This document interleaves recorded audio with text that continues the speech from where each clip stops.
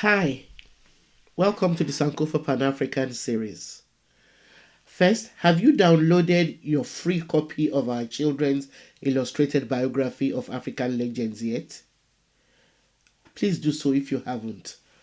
Don't forget that we owe our children a responsibility to expose them to our history. Also, please help us to continue bringing you videos like this one by supporting us through Patreon or by buying me coffee. Please subscribe, share and like our videos. Our legend today is George Padmore, pan-Africanist, journalist and author. George Padmore was given the names Malcolm Ivan Meredith Nurse at birth.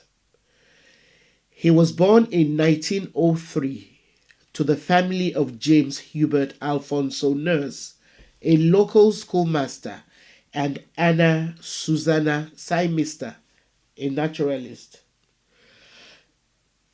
He was born in Trinidad.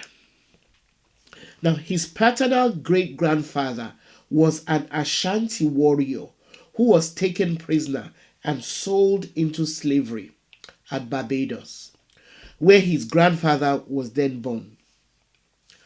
Malcolm Ivan Meredith Nurse attended Tranquility School in Port-au-Prince before going to St. Mary's College in 1914. He then transferred to the Pamphilian High School, from where he graduated in 1918. After working for several years as a reporter with the Trinidad Publishing Company, he married Julia Semper and migrated to the United States to study medicine at Fisk University in Tennessee. This was in 1924. Nurse attended New York University but soon transferred to Howard University. It was during his college years that he became involved with the Workers, also known as the Communist Party. It was while engaged with this party that he adopted the name George Padmore.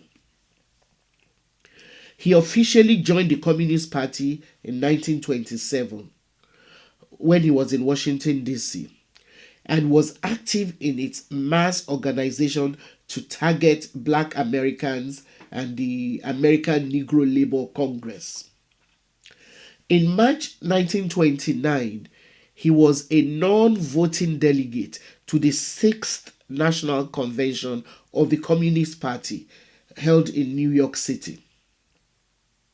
Padmore was selected by the Communist Party to go to Moscow to deliver a report on the reformation of the Trade Union Unity League in 1929. Following his presentation, Padmore stayed in Russia to head the Negro Bureau of the Red International Labor Union. As head of the Council's Negro Bureau, he helped to produce pamphlet literature and contributed articles to Moscow's English language newspaper, the Moscow Daily News. In July 1930, Padmore was instrumental in organizing an international conference in Hamburg, Germany. He also lived in Vienna, Austria, where he edited the monthly publication of the new group, the Negro Worker. His activities in Germany ended in 1933 when the offices of the Negro Worker were ransacked by ultranationalist gangs following the Nazi seizure of power.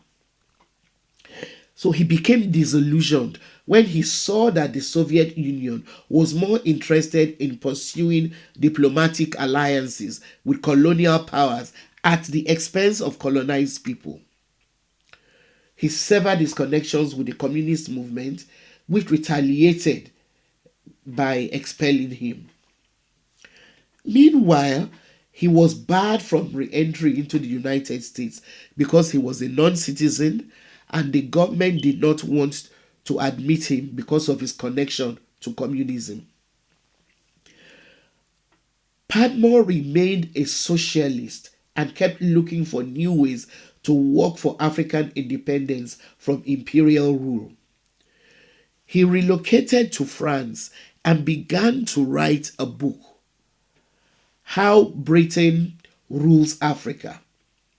It was published in 1936. In 1934, Padmore moved to London, where he became part of a community of writers dedicated to pan-Africanism and African independence. His boyhood friend, C.L.R. James, also from Trinidad, was already in London by this time. And then he was there writing and had started the International African Friends of Ethiopia in response to Italy's invasion of Ethiopia.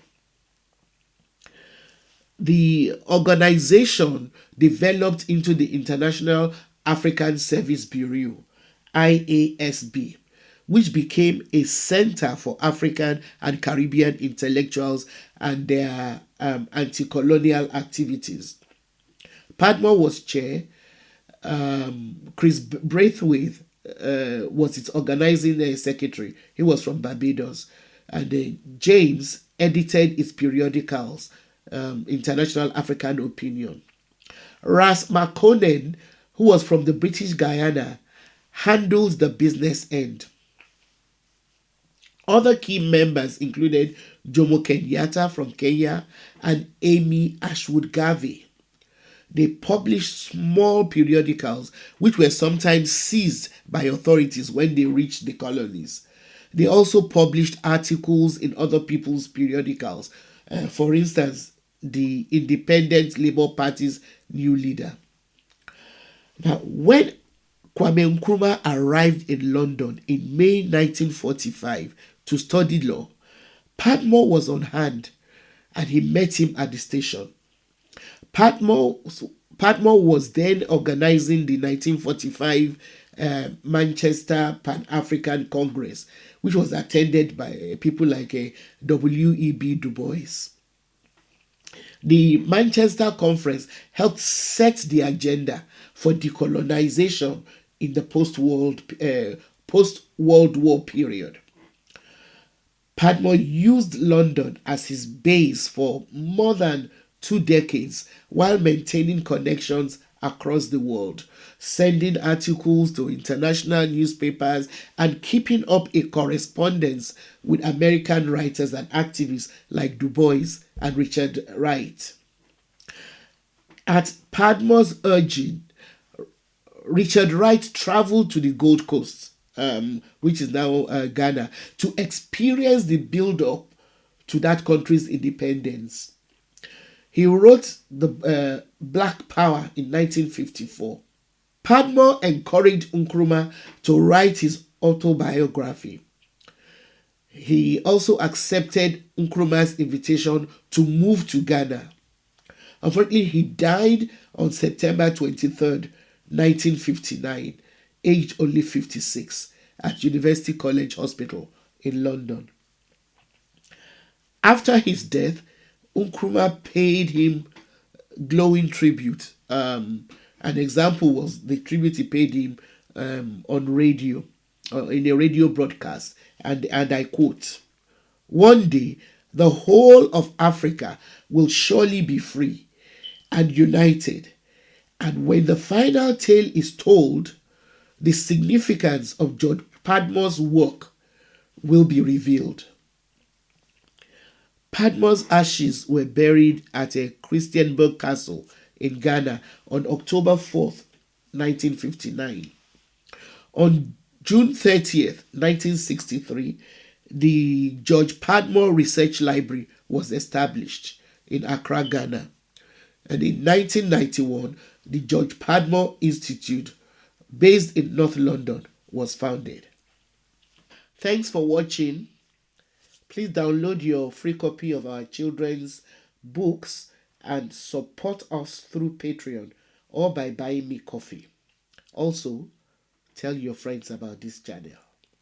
Thank you.